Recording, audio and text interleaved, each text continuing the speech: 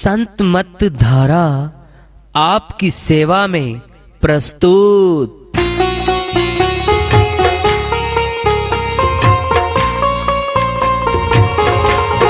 जो चाहता है प्रभु प्यारा, वो आओ संत मत धारा। भक्ति भेद बता कर सारा, वो कर दे भव के पारा। जो चाहता है प्रभु प्यारा, वो आओ संत मत धारा। भक्ति भेद बता कर सारा, वो कर दे भव के पारा। जो चाहता है प्रभु प्यारा।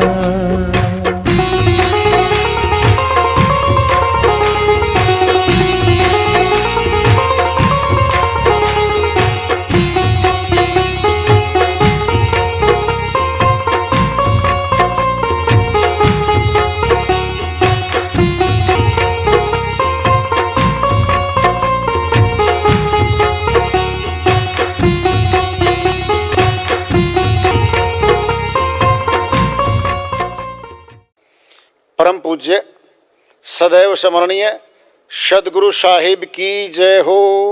सतनाम साहिब सर्व संतों की जय हो। उपस्थित आदर के योग प्रभु प्रेमी एवं जिज्ञासु आत्माओं, हम सभी पूर्ण पिता परमात्मा सभी श्रेष्ठों के रचनहार कुल मालिक, हम सब के जीवन का आधार, उनकी महिमा को सुनने के लिए एकत्रित हैं। मेरी सभी से अर्ज है कि मैं कोई जगत गुरु नहीं, कोई महाराज नहीं, कोई महामंडलेश्वर नहीं। मैं केवल सभी संतों की चरणों की धूल हूँ और आपका भक्ति मार्ग में सहायक हूँ। मैं अपनी सीधी साधी टूटी फूटी भाषा में, संदूकड़ी भाषा में भक्ति भेद के गुड़ रहस्यों को उजागर करने वाले विचार आपके समक्ष रख रहा हूँ। यदि अच्छे लगें अपनाएं, नहीं तो गैर जरूरी समझकर विसार दें। कबीर साहिब की श्री वाणी आ रही है, भजन के माध्यम से है, उसको लेते हैं। साहिब अपनी श्री वाणी में फरमाते हैं, कछु लेना ना देना मगन रहना, मगन रहना जी मगन रहना। कछु लेना ना देना मगन रहना, मगन रहना जी मगन रहना। कछु लेना ना देना मगन रहना, मगन रहना जी मगन रहना। गहरी नदिया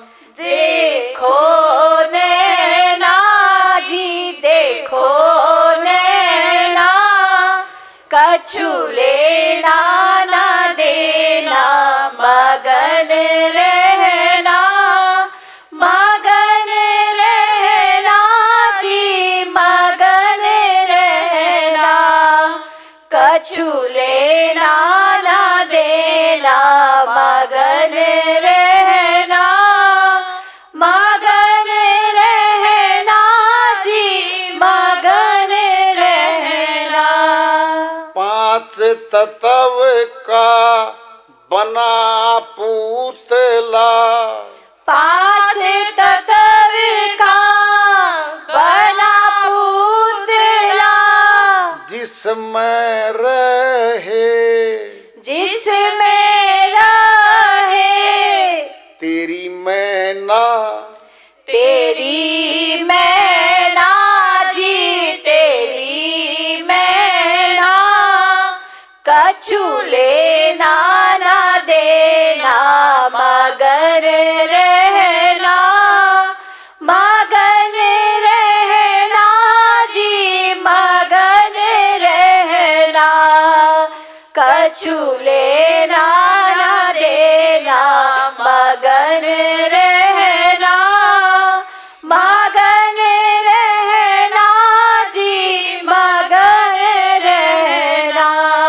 कहें कबीर सुनो भाई साधो, कहे कबीर सुनो भाई साधो, गुरु चरणों से गुरु चरणों से लिपट रहना, लिपट रहना जी लिपट रहना, कछु लेना ना देना मगन रहना, मगन रहना जी मगन रहना, कछु लेना ना देना मगन रहना, मगन रहना जी मगन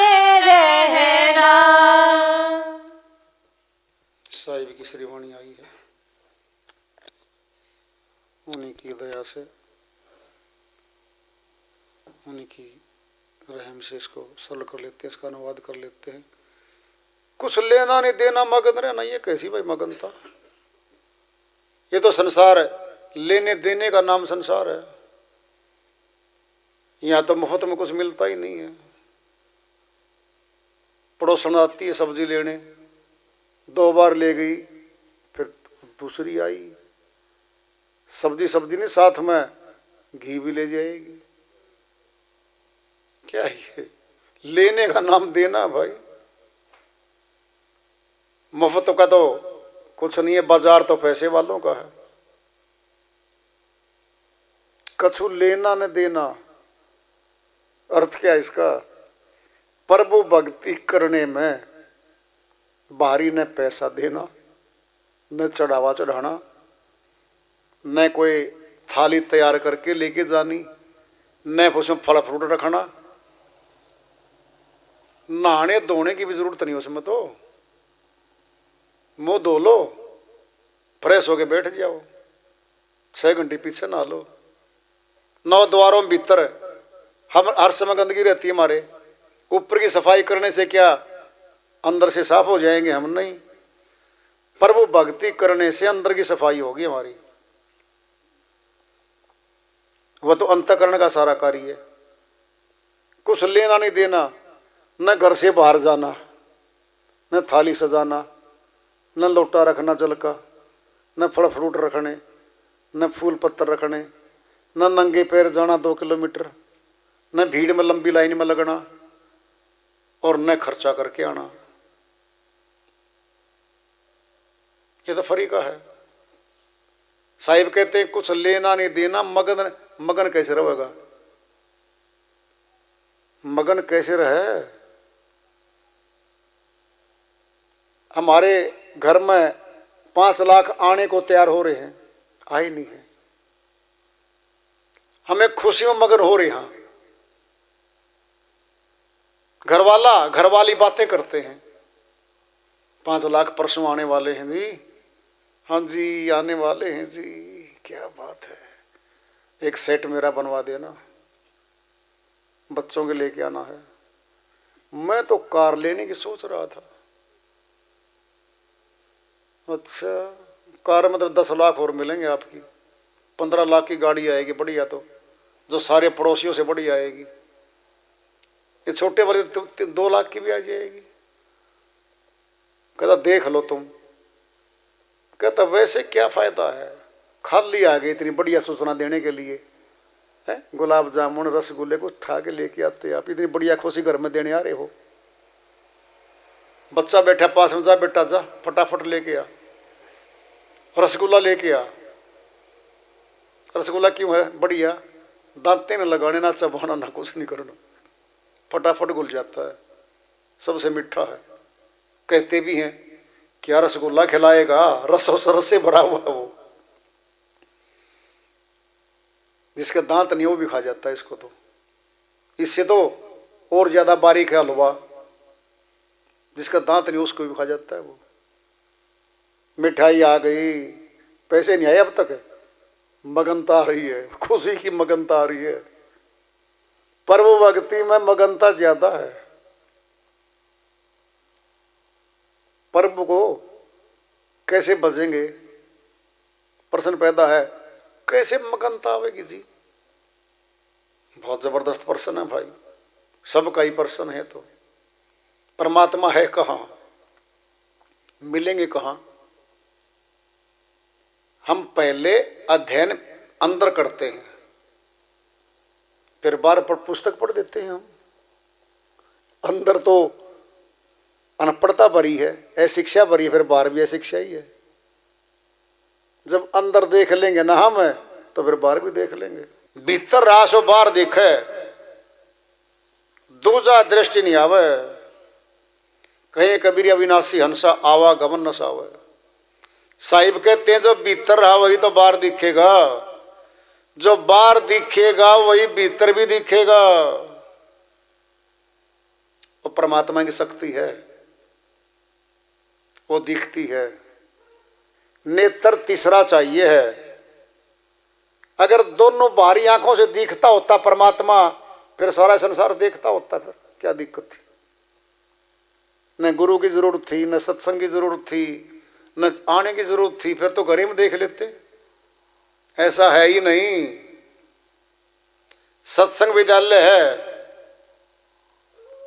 पर वो भक्ति के कोर्स करवाने का सेंटर है, विद्यालय है सत्संग। सत्संग की कितनी महिमा गाई गई है। जो व्यक्ति घर से चलता है सत्संग के लिए और वापस जाता घर तक, 8 घंटे लग गए, 10 घंटे लग गए, सारा समय भक्ति का अंग है वो। बिना किए भक्ति जमा है सत्संग में।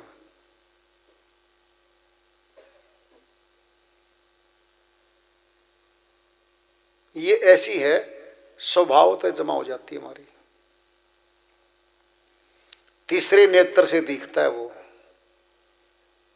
जब वो दिखता तीसरे नेत्र से, तो देखा संतों ने, उसका नाम दिव्य नेत्र भी है। श्री गीता में जो 4-5 श्लोक हैं, उनको रट लो, उनको जान लो और उनको प्राप्त कर लो। सारी श्री गीता को टच करने की जरूरत नहीं है, अन्य शास्त्र छेड़ना भी नहीं है मैंने। तो पहली वाणी ले लो, नाना शास्त्र पठे न लोके, नाना देवत पूजनम, आत्म ज्ञान बिना हे पार्थ, सर्व कर्म निरर्थकम। हे अर्जुन, नाना प्रकार के शास्त्रों का पाठ कर ले, नाना प्रकार के देवताओं की पूजा कर ले, इनके करने से आत्म दर्शन तो नहीं हुआ, आत्म ज्ञान तो नहीं हुआ। ये सब व्यर्थ गया, ये व्यर्थ गया, ये व्यर्थ गया। सीधा बोल रहे हैं। दूसरा अध्याय ले लो, अगला टॉपिक ले लो। अध्याय 11 श्लोक 8 में श्री गीता में कह रखा है, हे अर्जुन, जो बाहरी आंखों से देख रहा है ये तो नाशवान शरीर है मेरा, ये तो वर्दी है, जामा छोड़ दूंगा इसको मैं। अविनाशी रूप तो मैं तेरे को दिव्य नेत्र से दिखाऊंगा। जहां दिखाया था विराट रूप, उसका नाम ज्योतिषर है, स्थान कुरुक्षेत्र के पास है, हरियाणा में है। और हरि आए थे, इसी के नाम पे हरियाणा प्रदेश का नाम है। ज्योतिषर तो स्थान आज भी है। क्या कह रहे हैं? बाहरी आंखों से जो देख रहा अर्जुन, ये तो शरीर नाशवान है। जब जिंदा थे, अर्जुन के सामने खड़े थे, तब तो कह रहे हैं ये शरीर तो नाशवान, छोड़ दूंगा इसको तो मैं। फिर आज कौन सा शरीर की भक्ति कर रहा जमाना, बता दो। आज तो शरीर में भी कहीं नहीं खड़ा। फिर श्री गीता को मानने वाले हैं क्या ये? फिर कौन है ये लोग?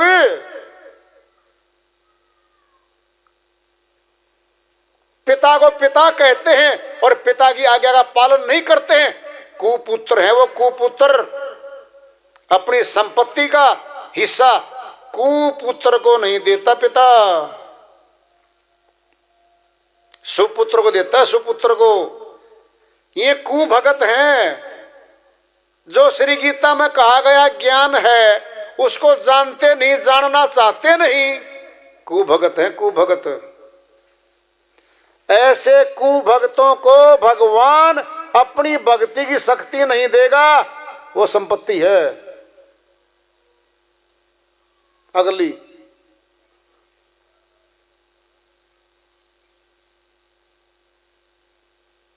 जब सीधा कह रहे हैं हे अर्जुन, जो तो एक रहा मेरा शरीर बाहरी, ये तो नाशवान है, इसको तो मैं छोड़ दूंगा।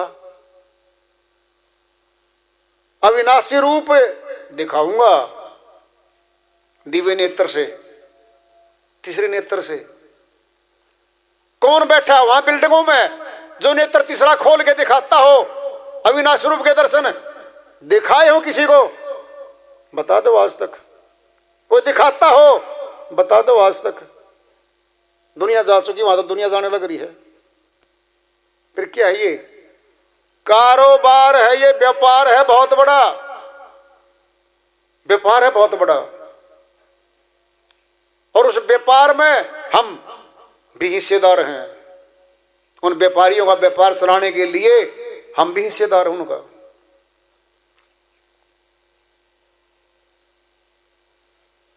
सीधा बोल दिया, बाहरी आंखों से दिखता नहीं है, नेत्र तीसरा दूंगा, श्री गीता में है।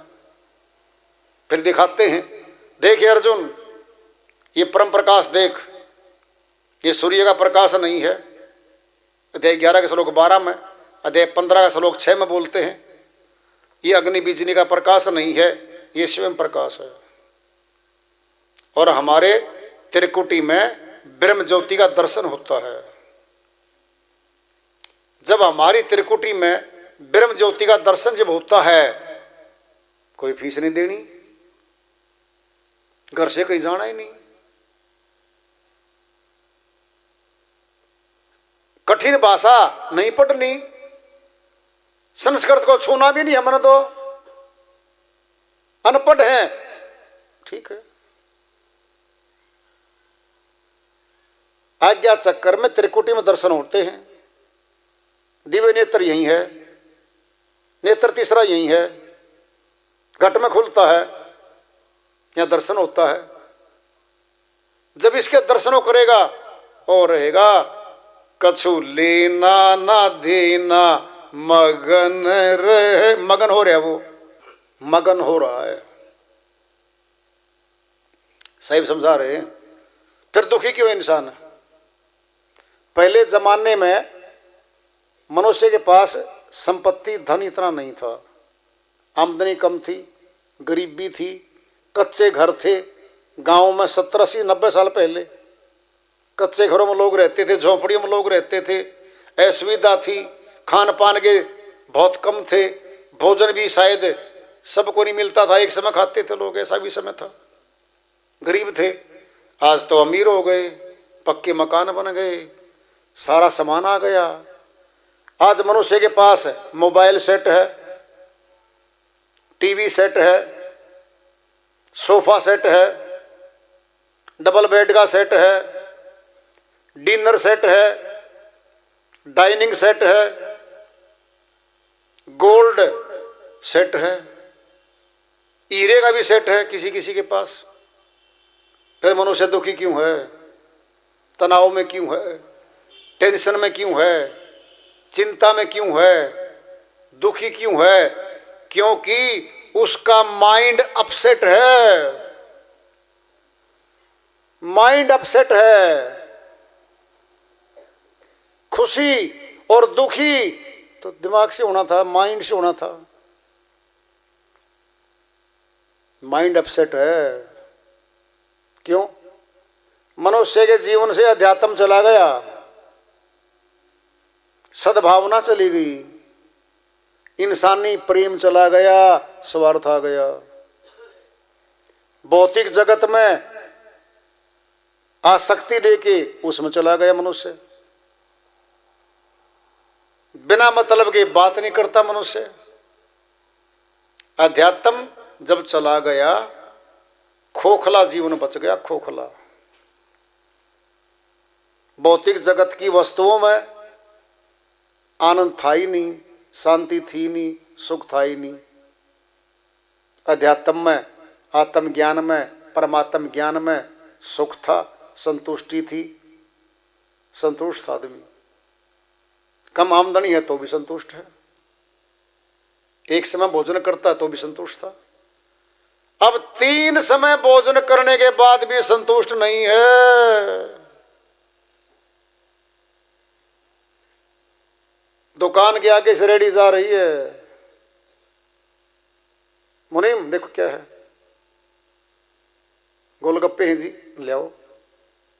2 घंटे बाद मूंगफली गरम है, गिरी है, ले आओ।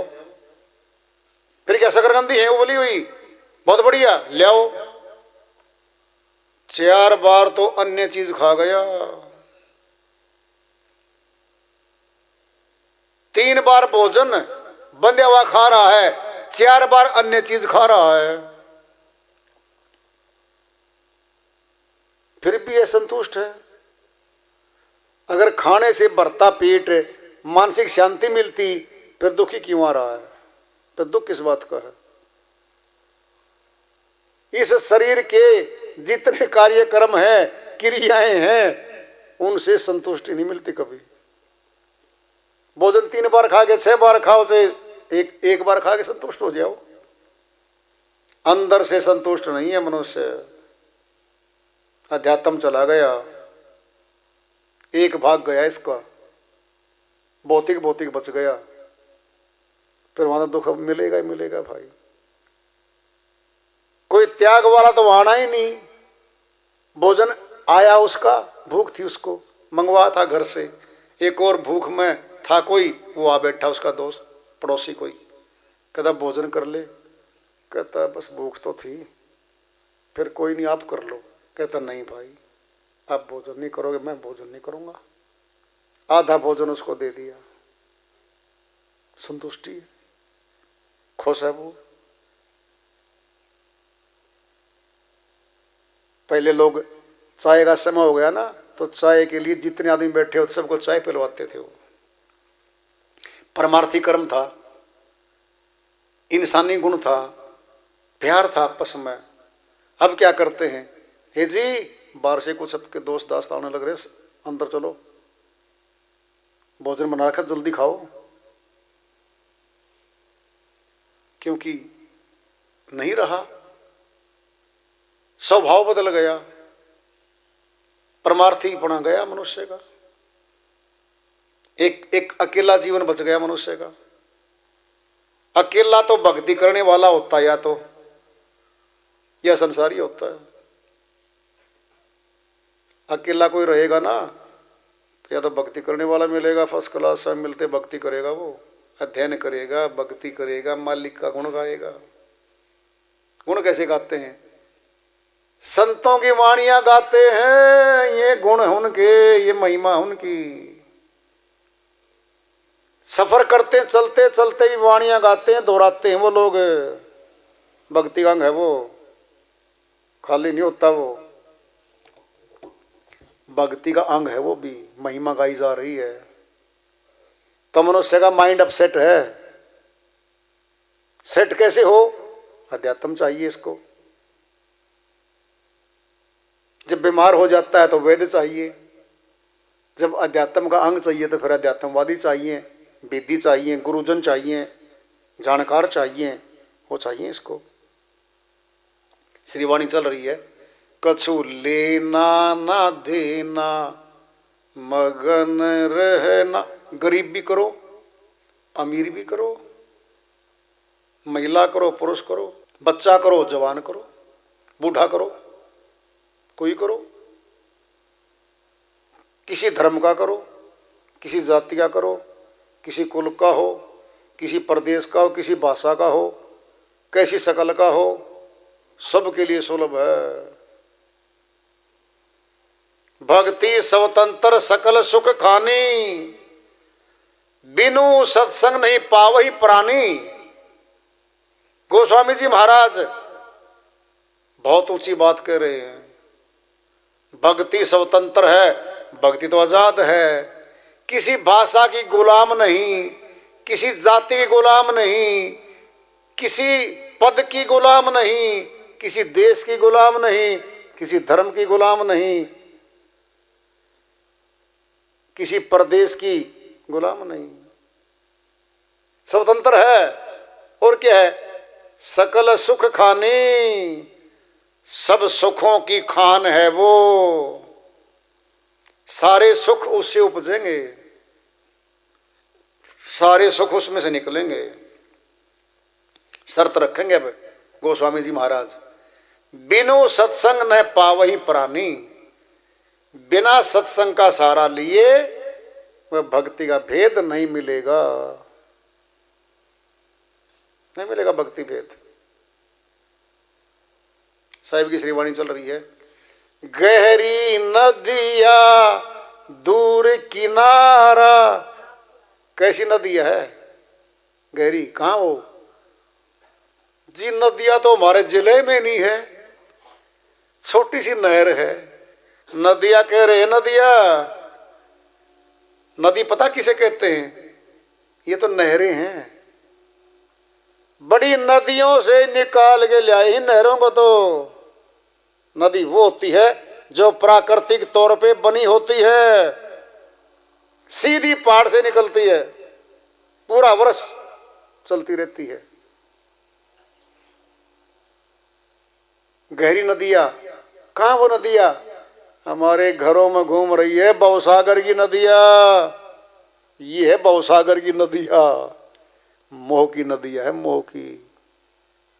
मोह सकल व्याधीन को मूला, ताते उपजत बहुविधि सूला। मोह सकल दुखों की खान है, सारे दुख इसी से उत्पन्न होते हैं, सब दुख। मोह रूपी विकराल नदी घरों में घूम रही है। नाव पुरानी, ये शरीर जो हर रोज घट रहा है, श्वासों के कारण उम्र घट रही है इसकी, मृत्यु की ओर जा रहा है ये। खेवटिया संग मिले रहना। खेवटिया कौन होता है? जो नाव को चलाता है वो नाविक होता है। गुरु होता है भेदी गुरु, उसको खेवटिया भी कहते हैं। हमारी जीवन धारा की नाव को वो दिशा दे के चलाएगा, इस दिशा में चलो। उसके साथ मिलकर रहना पड़ेगा। अध्यापक के साथ जो मिलकर रहता है वह अध्ययन कर जाता है, शिक्षाविद हो जाता है, शिक्षित हो जाता है। तेरा साहिब है घट माही, फैसला दे रहे हैं साहिब। तेरा खुदा, तेरा रब, तेरा परमात्मा तेरे घट में बैठा भाई। तेरा साई भय घट माही, पूरा भेद बताएंगे, कोई कमी नहीं छोड़ते वो। अखियां खोल, कान खोल ले, देखना चाहते हो तो खोल लो कान, देख लो। ओए जी कान से भी कभी दिखता है क्या? मुख खोल ले, फिर मुख से भी नहीं दिखता